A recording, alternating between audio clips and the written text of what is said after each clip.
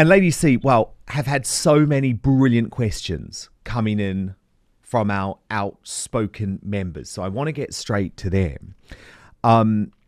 Moudet says, Lady C, Archewell was found to be delinquent earlier in the year. Is it close to Archewell filing its second lot of accounts? I noticed on Charity Watch that it was noted they have not been filed. And where are the Sussex pair getting their money from to sustain their lifestyle? Is it from donations?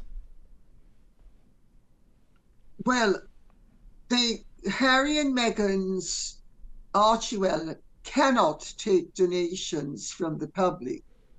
It's one of the conditions of their category of mix and match, because they're part corporation, part charity, but they are bound by certain rules and regulations and laws, which they have been, well, skirting around, because in their last accounts, I mean, I have a financial genius, he's an accounting genius, who keeps me up to date on the reality of Harry and Meghan and their financial activities.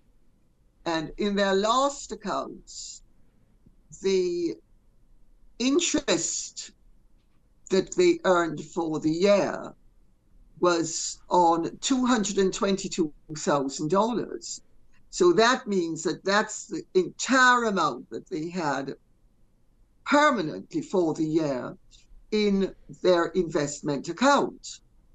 Notwithstanding that fact, I don't remember. I think in the first accounts it was 11 million, and in the second lot it was 9 million.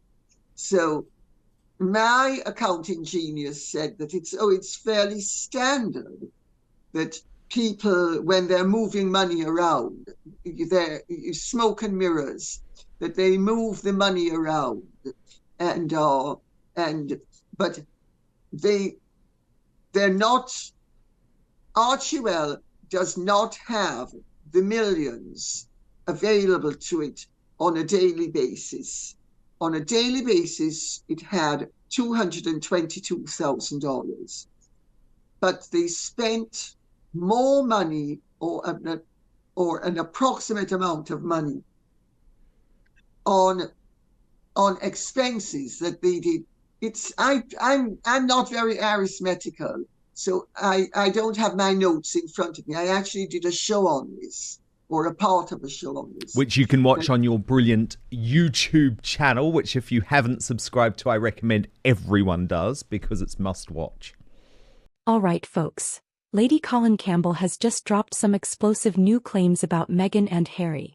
And if you thought their marriage was on solid ground, think again. Lady C has confirmed that Meghan is once again fueling pregnancy rumors. But why? Could it be another calculated PR move? Yes, you heard that right. Meghan is sparking baby rumors again. But here's the real question. Is she actually pregnant, or is this just another media distraction? Meghan Markle's pregnancy rumors. Fact or PR stunt? Is she using speculation to distract from bigger problems? But so, it seems that they really, my reading of the situation is they had a maximum of $11 million, which they have been playing around with and moving around. And it went from 11 million to 9 million. Doubtless this year it will go down even more. They earned pretty well for the first year that they were in the United States, before they became so unpopular. And so with each year, it's going to be diminishing returns. But they don't have a great deal of money. They have a massive mortgage on their house. They have massive expenses. And where did the money come from? I suspect some of it would have been inherited, and some of it came from their dealings. And of course, if you put things through corporations and charities, you save on tax. So, and Meghan's very sophisticated she's, if ever she decided that she wanted to cease being a scrubber, she could become a laundress.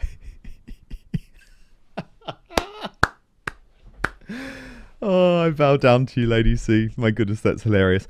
Okay, Dave Murphy from Australia, and he's a big fan of yours, Lady C. He asks, Harry looks miserable to me. I think he is stuck between a rock and a hard place, but can Lady C see a scenario where Harry could return to the UK, and how would joint custody work in the event he chose to leave Meghan so he could still see the kids?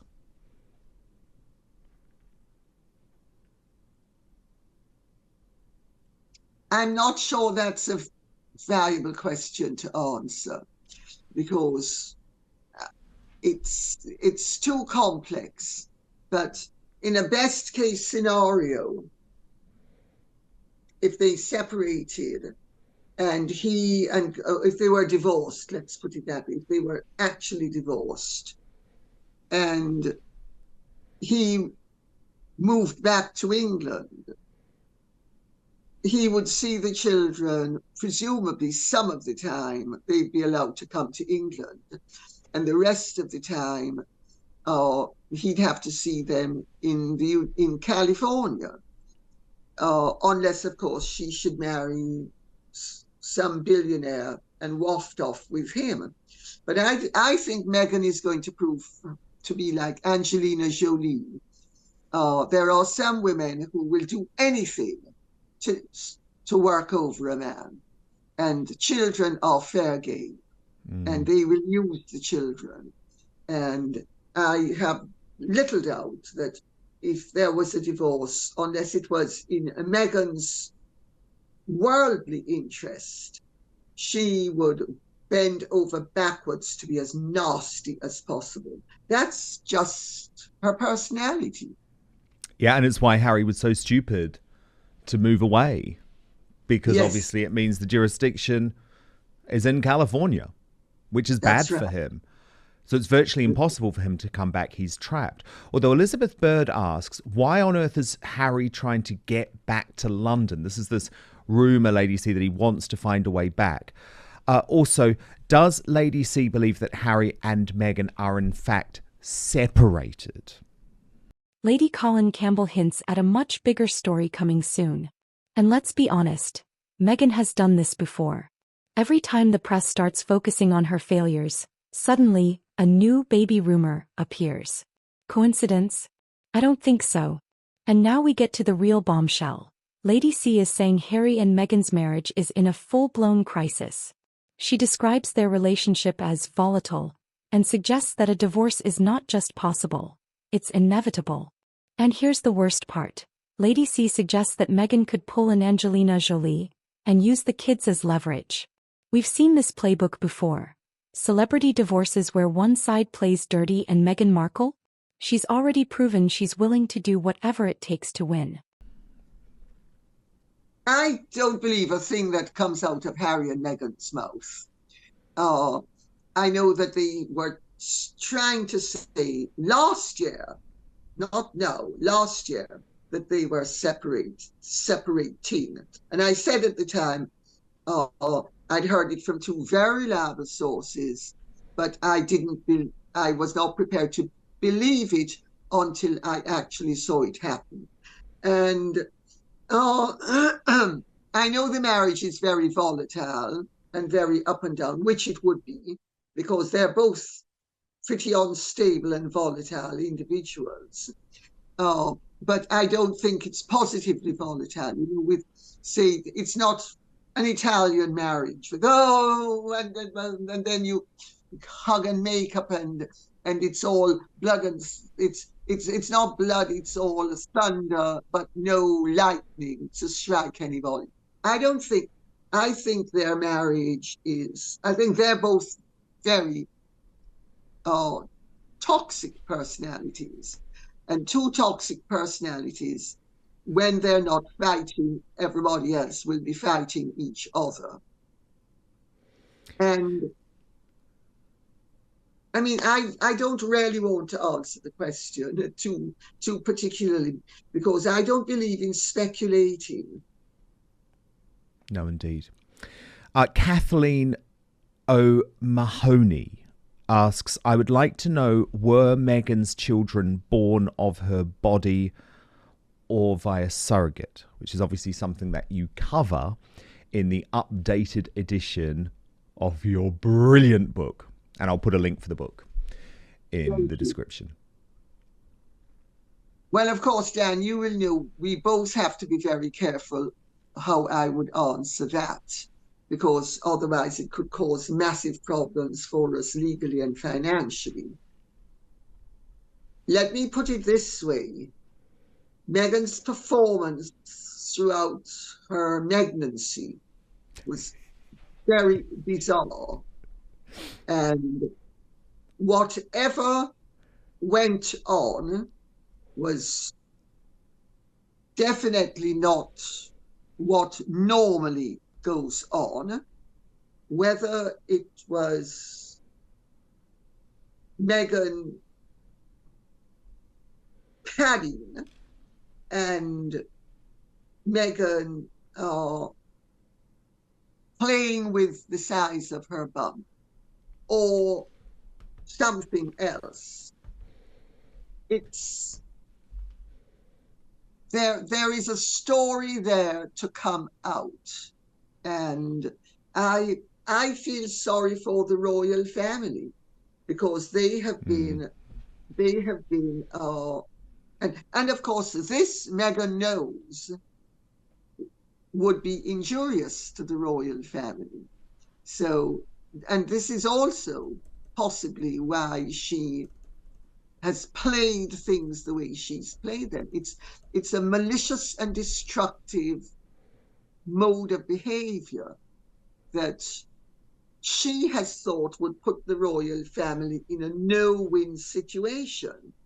But in fact, if the royal family would simply have a bit of gumption, they would find that they could use all of this to put her in her place and in a no-win situation.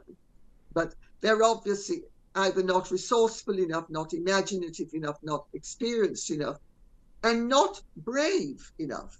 But it would take great courage, because unless it were properly handled, it could very adversely rebound upon them.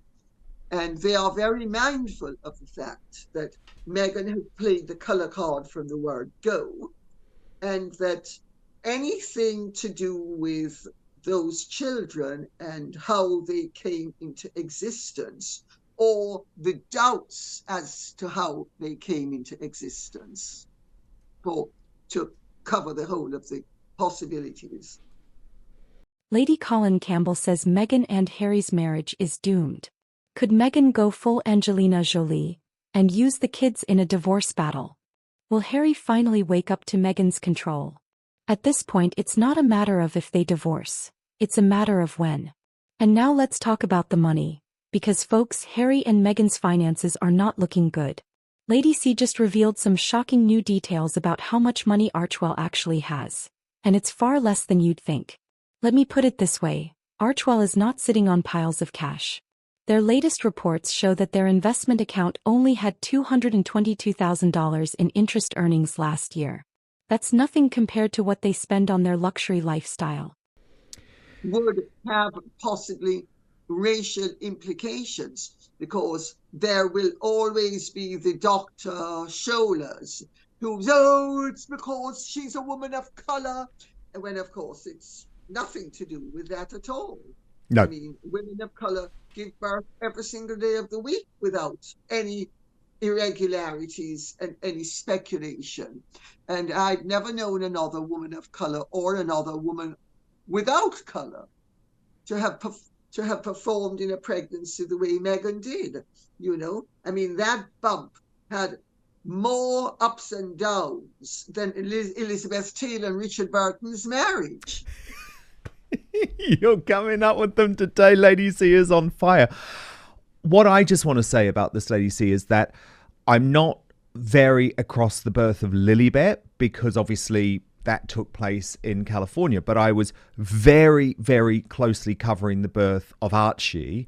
And I think a lot of people forget that I was asking serious questions about this right back in May 2019. I published a column in The Sun with a whole load of questions for Buckingham Palace. Why did Harry and Meghan's American PR, Sarah Latham, promise to alert the media the moment Meghan went into labour, only to wait 12 hours to do so? Why did she then seem to lie about it by eventually announcing Meghan was in labour 9 hours after she had apparently given birth? Why was the announcement delayed until 1 p.m? There are so many questions around Archie's birth. I was asking the questions at the time, but I guess I had more trust in what Buckingham Palace was saying at that point. But I was always asking the questions. I literally write in this column, Lady C, it's almost too ludicrous to believe.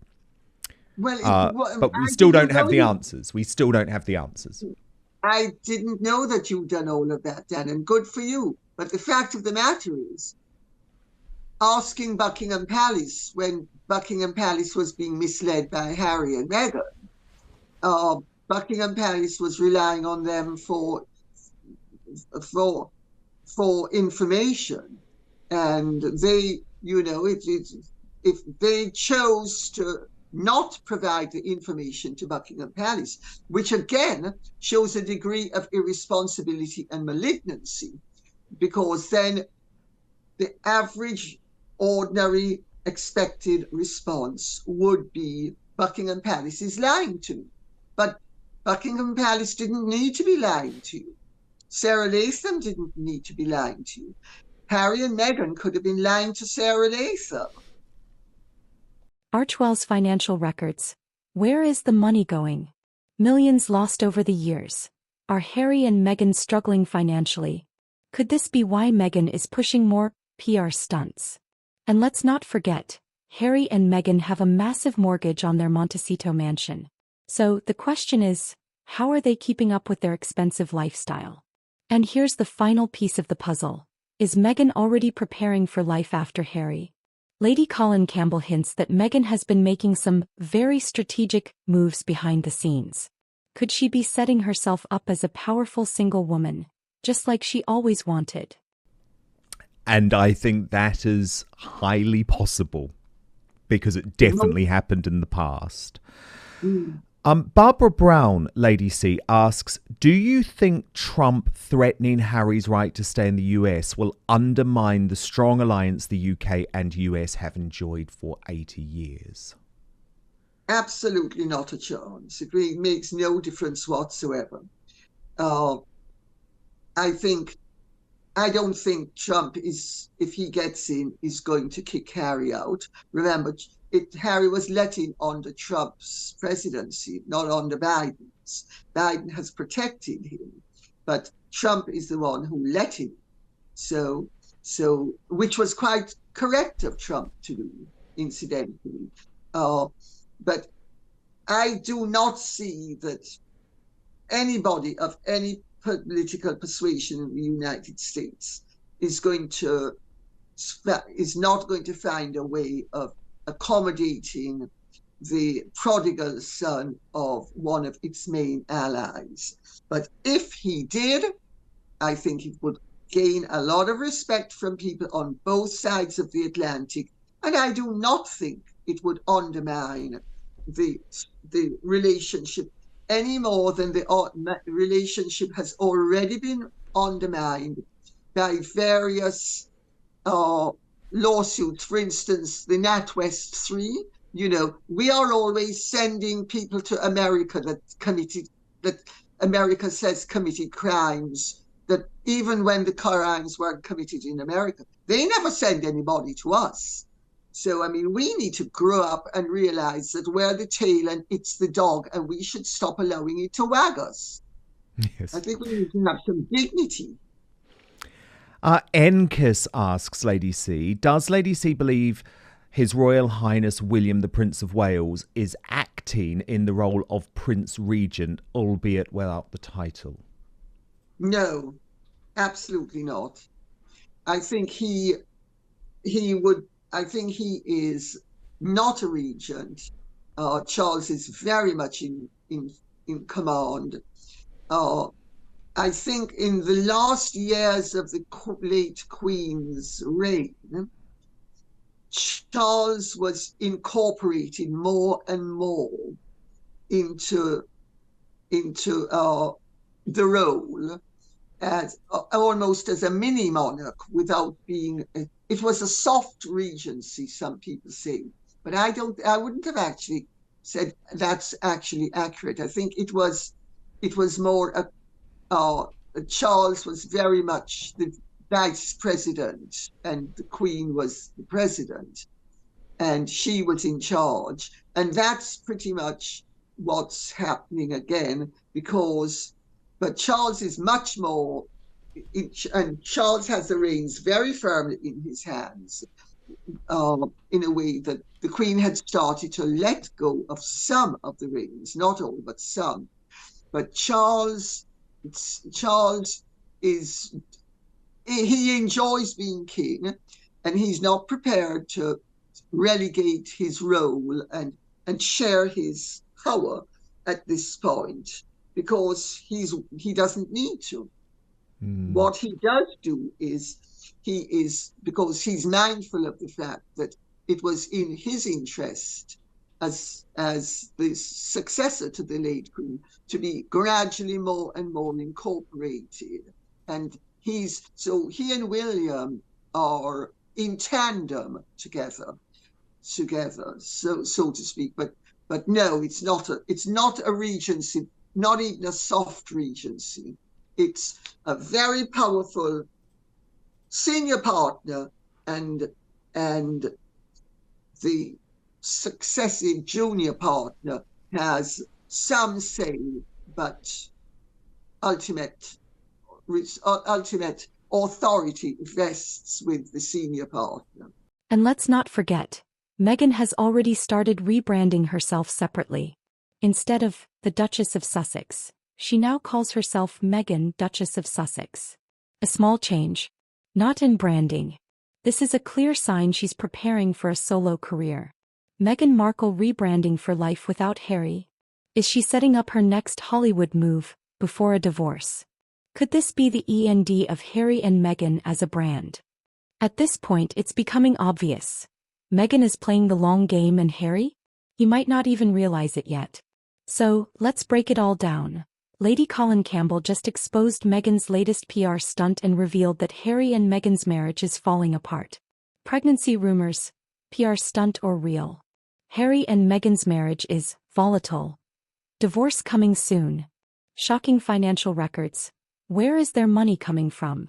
And final question, Lady C, comes from Minnie Newman, who asks, can you ask Lady C if she thinks that William when king or Charles sooner might ask Beatrice or Eugenie to work full-time in the royal family? Zara would be popular, but seems that she doesn't want it.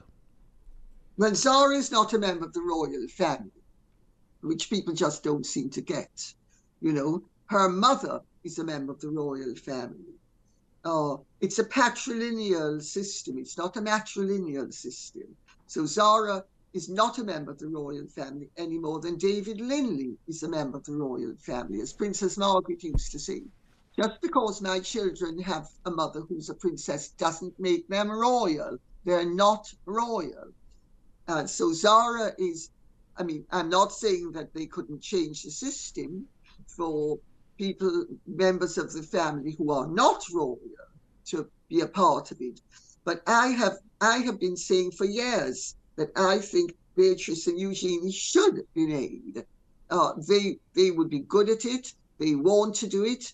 And I always thought it was an act of folly. And I've been saying now for many years, Princess Anne has started to say it, but I've been saying it long before anybody else, that this whole business of a cut-down monarchy was going to prove to be a disaster. It was obvious that it was going to prove to be a disaster.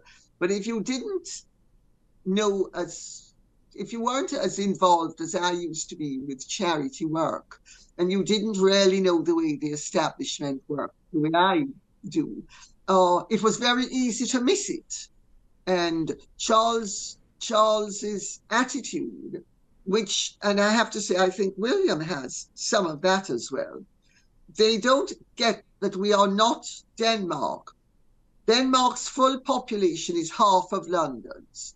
We're not Sweden. We're not Norway. These are countries, irrespective of their landmass, that have tiny populations relative to ours. There's little for them to do. There's an awful lot for the royals to do in this country. And most of it, 98% of what they do, goes unsung and is not reported in the mainstream media. And both Charles and William seem to have missed the point that being royal isn't only about what appears in the newspapers or on ITV at 10 or whatever time ITV has its news nowadays. I think it's really naive of them. And I hope that Beatrice and Eugenie will end up being, because they should. Beatrice has actually, even while the Queen was alive, she did and substituted for the Queen.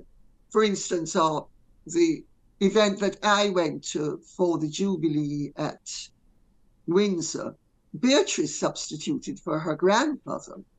And they're both very good at what they do. I have friends who are very involved with charities that they're involved with, and they really are good girls. And the fact that their parents might have had rather dodgy pasts shouldn't impact upon them. No, and I think you're right. This is not a slimmed down monarchy now, Lady C. It's positively anorexic. And they need boots on the ground. Meghan's next move. Is she planning life without Harry? At this point, we are watching the final chapter of Harry and Meghan unfold. And the question is, what will Meghan's next move be? So now the big question. Are Meghan and Harry headed for a nasty divorce? Is Meghan using pregnancy rumors as a distraction? And where is their money really coming from? Let me know in the comments.